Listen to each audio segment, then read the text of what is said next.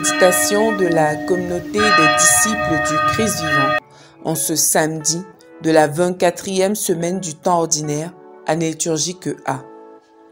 Évangile de Jésus-Christ selon saint Luc, au chapitre 8, les versets 4 à 15. En ce temps-là, comme une grande foule se rassemblait et que de chaque ville on venait vers Jésus, il dit dans une parabole: le semeur sortit pour semer la semence, et comme il semait, il en tomba au bord du chemin. Les passants la piétinèrent, et les oiseaux du ciel mangèrent tout.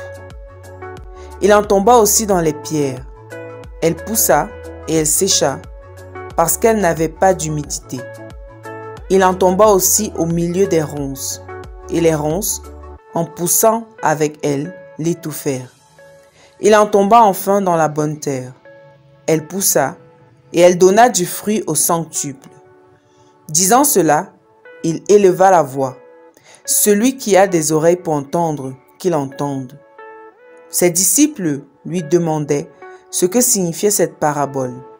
Il leur déclara: à vous, il est donné de connaître les mystères du royaume de Dieu, mais les autres n'ont que les paraboles. Ainsi, comme il est écrit, ils regardent sans regarder, ils entendent sans comprendre. Voici ce que signifie la parabole. La semence, c'est la parole de Dieu. Il y a ceux qui sont au bord du chemin. Ceux-là ont entendu. Puis le diable survient et il enlève de leur cœur la parole pour les empêcher de croire et d'être sauvés. Il y a ceux qui sont dans les pierres. Lorsqu'ils entendent, ils accueillent la parole avec joie, mais ils n'ont pas de racines. Ils croient pour un moment et, au moment de l'épreuve, ils abandonnent.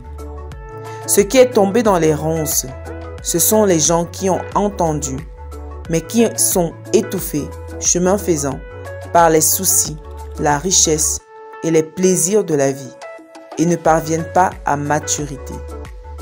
Et ce qui est tombé dans la bonne terre, ce sont les gens qui ont entendu la parole dans un cœur bon et généreux, qui la retiennent et portent du fruit par leur persévérance.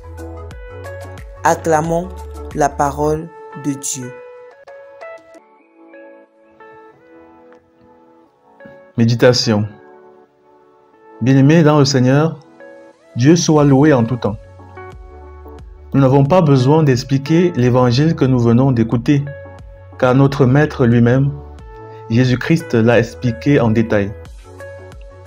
Si Dieu explique, que peut encore ajouter un pauvre mortel sans galvauder son message? Bien-aimés, nous ne prendrons pas ce risque. Néanmoins, j'ai compris une chose de cet évangile et j'aimerais la partager avec vous. J'ai compris que la parole de Dieu ne porte du fruit que dans les cœurs bons et généreux. Un cœur bon et généreux est comme une terre fertile capable de permettre à la graine semée de grandir et de porter des fruits en abondance. Et pourquoi ce n'est qu'un cœur bon et généreux qui peut porter des fruits en Dieu? Eh bien, parce que la générosité et la bonté sont des vertus même du cœur de Dieu. Lorsque nous avons un cœur bon et généreux, notre cœur ressemble à celui de notre Seigneur. Notre cœur est à l'image du Sacré-Cœur de Dieu. Un cœur bon et généreux est enflammé de l'amour de Dieu. C'est un cœur qui n'a qu'une seule intention, un seul désir: chercher, trouver et faire la volonté de Dieu en toutes choses. Un cœur bon et généreux, c'est un cœur tout tourné à la recherche de la gloire de Dieu et le salut des hommes. C'est un cœur attentif aux besoins réels des autres. Un cœur bon et généreux est prêt à tout donner pour servir le Seigneur. Comme le dit le psalmiste, un cœur bon et généreux sert le Seigneur dans l'allégresse, dans la joie. Il ne réchigne pas devant la volonté de Dieu. Il se sacrifie pour que la volonté de Dieu se fasse. Un cœur bon et généreux sait que le Seigneur est bon et que sa fidélité demeure pour toujours. Bien-aimés, l'Église universelle nous propose aujourd'hui d'admirer et d'imiter un homme, un saint de notre temps, qui, de sa vie, a entendu la parole de Dieu, l'a gardée et a porté du fruit en abondance, les fruits de sainteté, parce qu'il avait un cœur bon et généreux. Il s'agit bien de Saint Padre Pio de Pietrelcina. Puisse-t-il intercéder pour nous, afin que nous ne soyons pas des personnes dans le cœur de qui le diable surgit et enlève la parole, ou des personnes qui sentent l'appel à servir le Seigneur, mais qui ont le cœur enflammé par les mondanités, argent, plaisir, soucis. Prions. Dieu notre Père, donne-nous des cœurs qui ressemblent aux tiens, des cœurs bons et généreux, afin que nous écoutions ta parole, la gardions et produisions des fruits en abondance pour ta gloire et pour le salut du monde. Amen. Intercession. Nous te prions, Seigneur, pour tous les chrétiens du monde, afin que tu enflammes leur cœur de ta bonté et de ta générosité, afin que par leur vie, ils impactent positivement le milieu dans lequel ils vivent.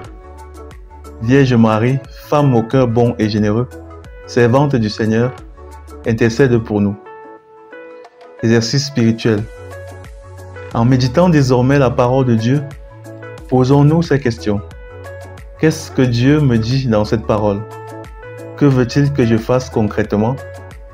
Que vais-je faire concrètement au sortir de cette prière pour mettre la volonté de Dieu en pratique? Loué soit Jésus-Christ. À jamais.